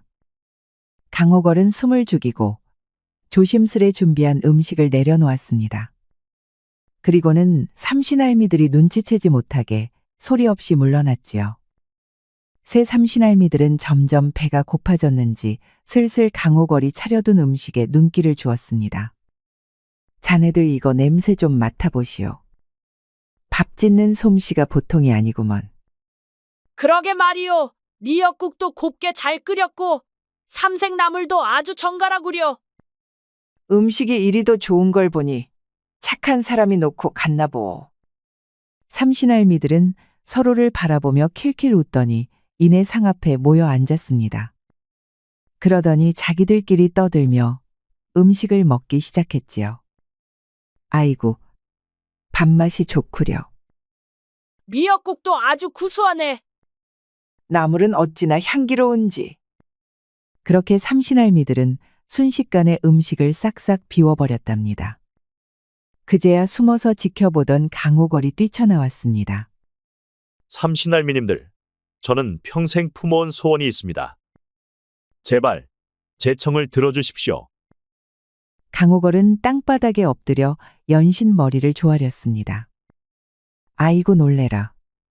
이 할미들을 놀래켜 죽이려고 하는 게야? 가만히 있자.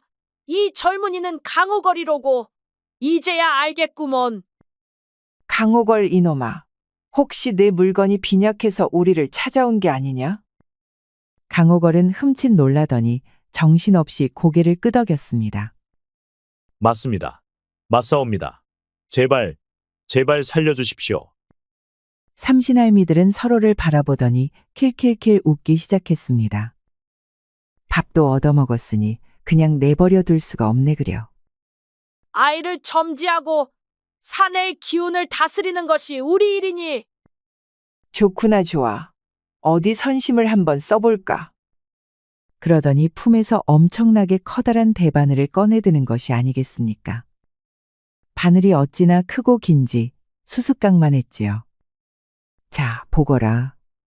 이 바늘을 사용하면 된다네. 이걸로 네 물건을 푹 찌르면 크고 길어질 것이야. 자, 그럼 어서 내놔보거라. 강호걸은 바늘을 보는 순간 얼굴이 새하얗게 질리고 말았습니다. 아니, 그 큰 걸 제 물건에 꽂는단 말입니까? 아이고, 살려주십시오. 다른 방법이 없겠습니까요? 그러나 이미 첫째 할미와 둘째 할미가 다가와 강호걸의 양팔을 단단히 붙잡아 버렸답니다. 생각해보니 이대로 살아도 될 것 같습니다요. 허나 세 할미들은 들은 척도 안 했지요. 셋째 삼신할미는 혀를 끌끌 차더니 강호걸의 바지를 휙 하고 내렸습니다. 이거 참 작기도 너무 작구먼. 이래선 도무지 대를 이을 수가 없지 않느냐. 에잉, 안 되지, 안 되지. 자, 어서 시작하자꾸나. 셋째 삼신할미는 커다란 대바늘을 들고 강호걸의 물건을 정확히 겨누었습니다.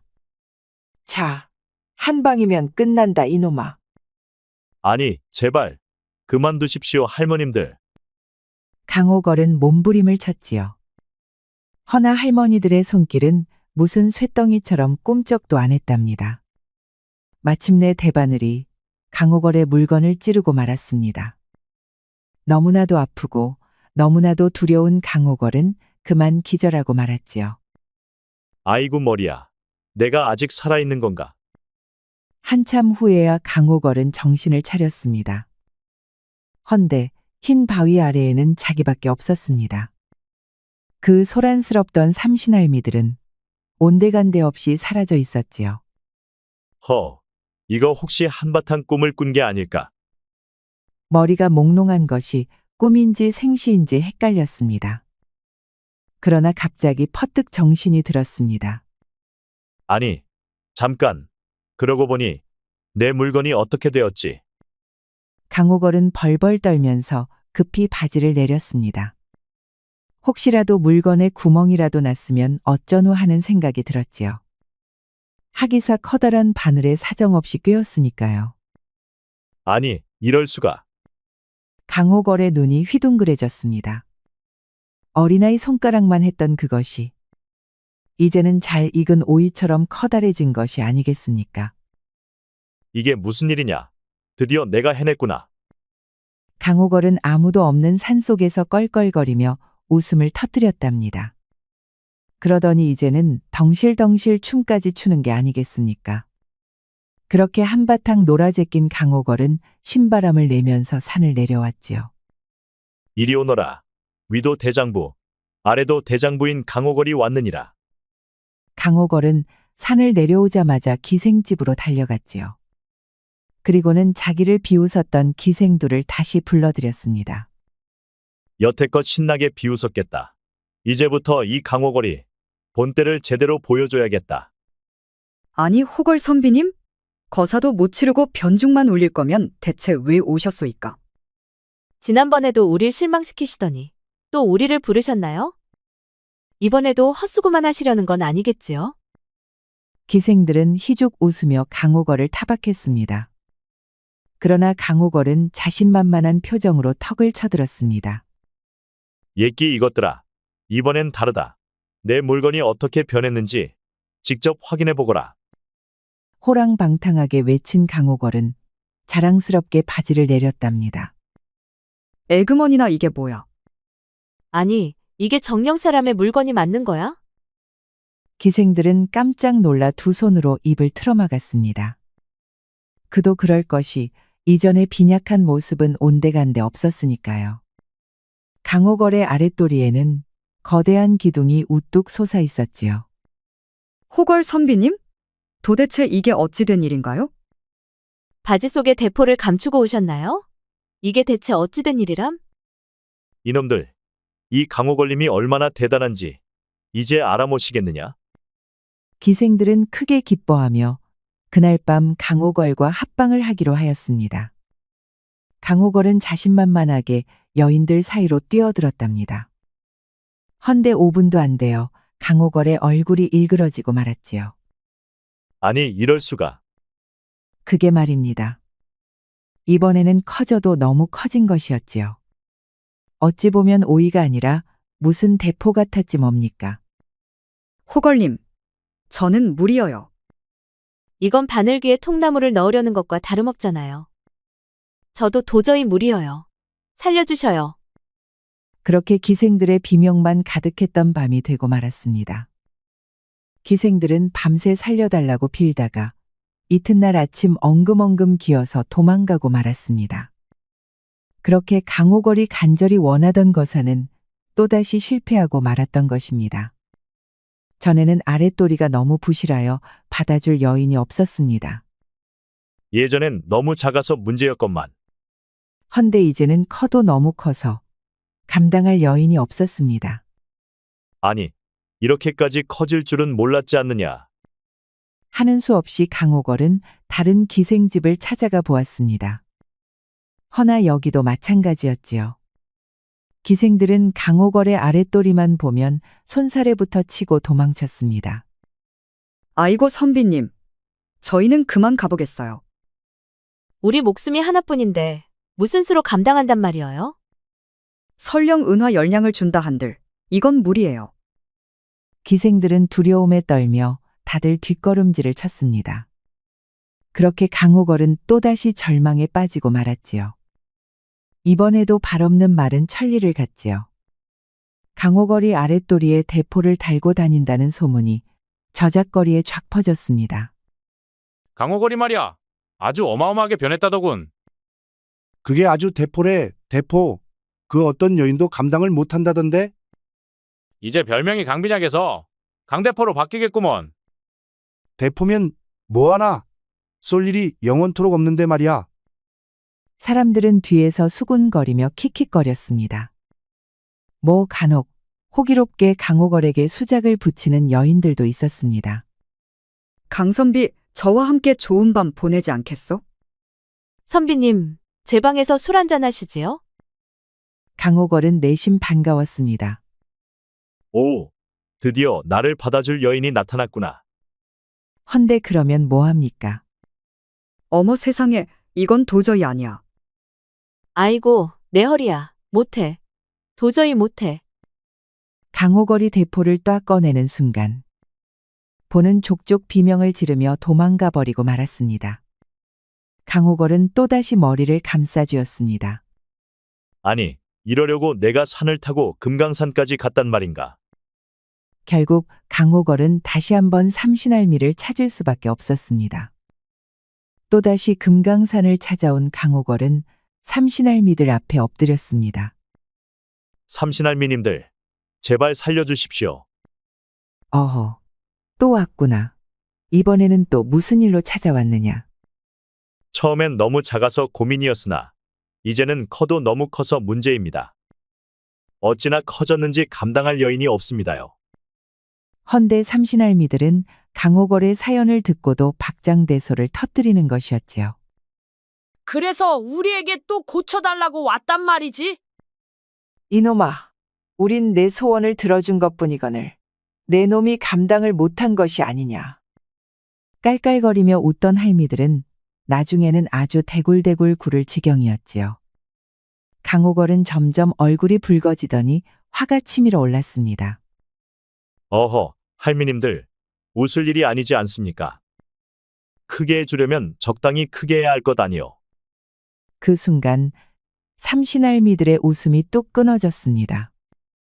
아니, 이놈이 지금 우리 탓을 하는 것이야. 그게 아니오라. 도대체가 저한테 맞는 여인이 없어서 하는 말입니다요. 그러자 삼신할미들은 마구 화를 내는 것이었지요. 맞는 여인이 없다. 예끼 이놈아. 천지만물에는 다 짝이 있는 법이거늘. 우리가 맺어준 인연을 못 찾은 것은 내 놈 탓인데 왜 우리를 탓하느냐? 다급해진 강호걸은 납작 엎드렸습니다. 만약 삼신할미들이 도와주지 않는다면 더 이상 방도가 없었으니까요. 이 어리석은 강호걸은 고매하신 할미님들의 깊은 뜻을 도무지 알 수 없습니다요. 그러니 제 짝이 어디에 있는지 제발 가르쳐 주십시오. 삼신할미들은 강호걸을 내려다보더니 서로를 마주보며 끄덕였습니다. 내 놈이 불쌍하니 특별히 가르쳐주마. 그러니 귀를 씻고 잘 들어라. 서방에게 국 대신 냉수를 차려주고 밥을 짓지 않고 생쌀을 올리는 여인. 그 여인이 바로 네 짝이다. 아니, 무슨 그런 고약한 여인이 다 있습니까요? 그게 제 짝이라고쇼. 그래, 이거사. 그러니 그 여인을 찾도록 하거라. 강호걸은 눈이 휘둥그레해졌습니다. 삼신할미의 말은 아리송하기 짝이 없었으니까요. 네, 그게 대체 무슨 뜻이란 말씀이요? 그러나 삼신할미들은 더 이상 말을 하지 않았습니다. 대신 갑자기 엄청난 바람이 몰아쳤지요.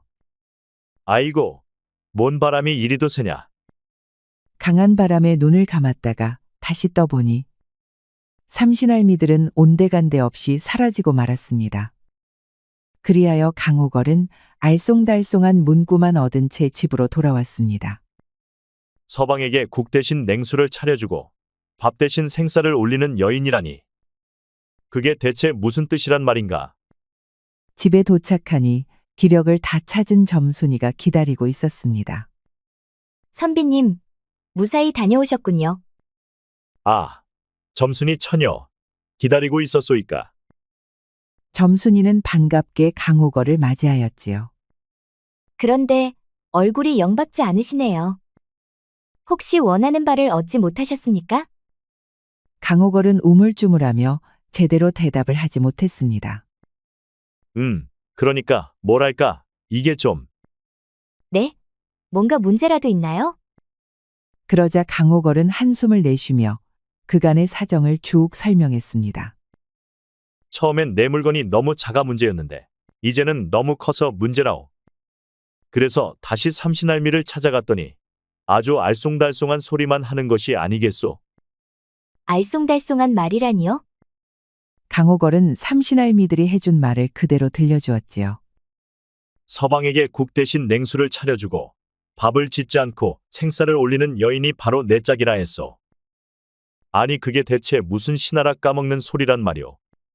삼신할미께서 하신 말씀이니 무언가 뜻이 있지 않을까요? 점순이 처자는 그게 대체 무슨 뜻인지 알겠소. 강호걸의 사연을 들은 점순이는 함께 걱정을 하였습니다.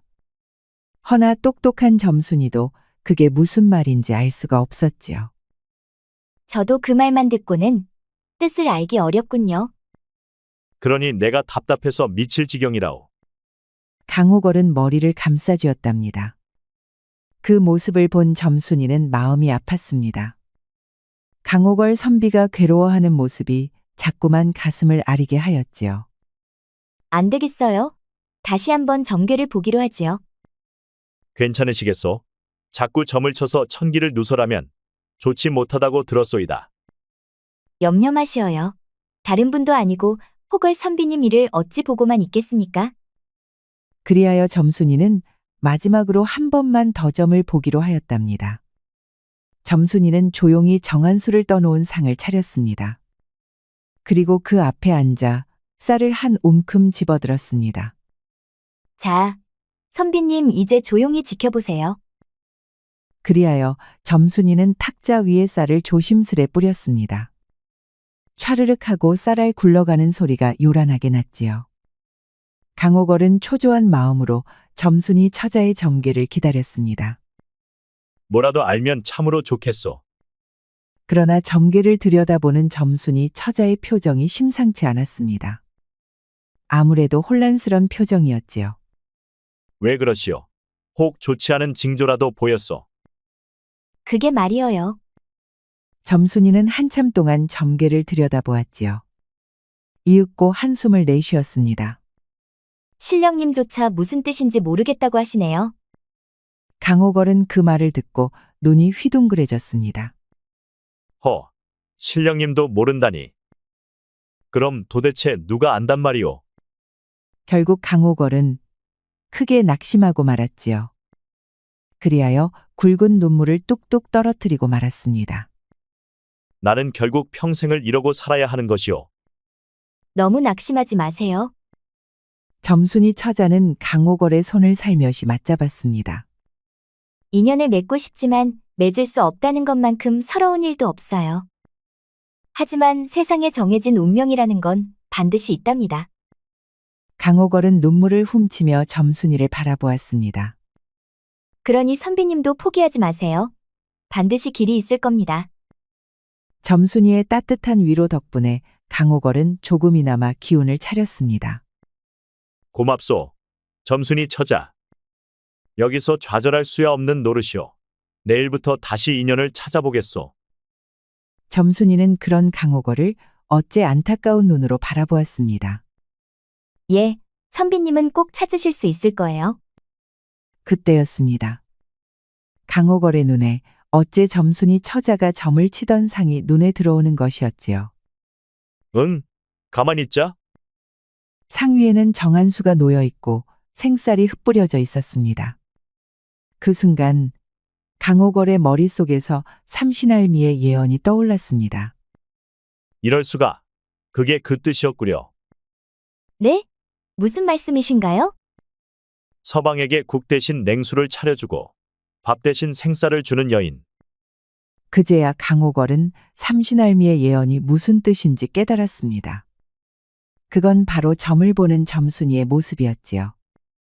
점순이. 그건 바로 당신이었구려. 점순이야말로 강호걸의 천생연분, 운명으로 맺어진 인연이었던 것입니다. 강호걸은 벌떡 일어나 점순이의 손을 꽉 붙잡았습니다. 점순이 처자. 네, 선비님? 바로 당신이오. 당신이 내 인연이었소. 그제야 점순이도 머릿속에 불이 들어왔습니다. 정한 수를 떠놓은 상의 쌀알로 점을 치는 모양새가 영락없이 삼신할미의 예언 그대로였던 것입니다. 그리하여 점순이는 얼굴이 새빨개졌습니다. 나는 이제야 깨달았소. 삼신할미께서 내 짝을 점지해 주셨소. 그 짝이 바로 당신이란 말이오. 점순이는 입술을 깨물며 고개를 숙였습니다. 얼굴이 점점 더 붉어졌습니다. 그러니 내 함께하자고 청한다면 허락해 줄 수 있겠소. 점순이는 부끄러움에 한참 동안 말이 없었습니다. 그러나 이내 조심스럽게 강호걸의 손을 꼭 잡았답니다. 저도 선비님을 사모하고 있었습니다. 강호걸은 더 이상 참지 못하고 점순이를 으스러지게 안아주었지요. 점순이도 떨리는 손으로 살포시 강호걸을 안았습니다. 그렇게 두 사람의 인연은 마침내 맺어지게 된 것이었지요. 그날 밤 두 사람은 마침내 합방에 들었지요. 이 몸은 대포를 가지고 있다오. 너무 놀라지 마시오. 아니 원세상에 정령 사람이 맞으신가요? 강호걸의 위용은 대단했습니다. 점순이는 깜짝 놀랐지요. 허나 삼신할미의 예언을 믿고 눈을 딱 감았지요. 마침내 강호걸이 전진하니 점순이는 천지가 진동하는 것 같았습니다. 조금만 참으시오. 내가 꼭 극락으로 인도하리다. 헌데 이게 무슨 기적 같은 일일까요? 내로라 하는 기생들도 못 감당한 강호걸이 점순이에겐 꼭 맞는 것이었습니다. 마치 딱 맞는 열쇠와 자물쇠 같았지요. 그리하여 둘은 너무나도 즐겁고 황홀한 밤을 보냈답니다.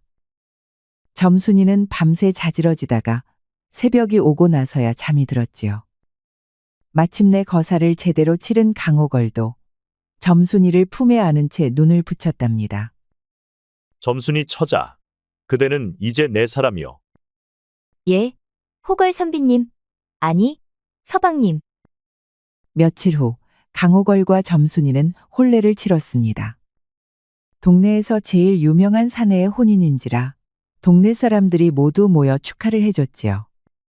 그리고 그 대포를 감당하게 된 여인이 천하절색이라는 것을 알고 다들 깜짝 놀랐답니다. 하여간 놀라고 즐거운 일이 많은 혼례였지요. 이리 오시오, 부인. 예, 서방님. 점순이 여기였습니다. 두 사람은 둘만의 신방에서 또다시 황홀경을 맛보았답니다. 점순이 자지러지는 소리가 집 밖에까지 들렸다고 하네요. 그 후 강호걸은 점순이의 보필아의 과거에도 급제할 수 있었습니다. 이후로 많은 자식을 보고 100년을 해로하였다고 합니다. 하여간 하늘이 맺어준 인연은 참으로 얄궂고도 신비로운 것 같습니다. 우리 영상을 시청하신 모든 분들께 행복이 가득하길 기원하겠습니다. 구독과 좋아요, 알림 설정 부탁드려요. 이후에도 재미난 이야기가 많이 준비되어 있으니 다른 영상도 꼭 보러 와주세요.